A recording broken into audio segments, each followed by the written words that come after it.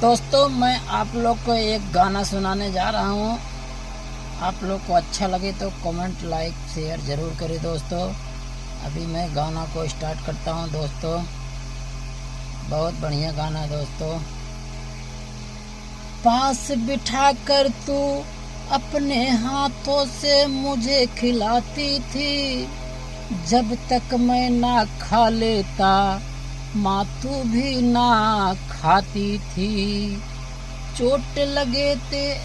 चोट मुझे जब लगती थी तो तेरी आँख नीर बहाती थी।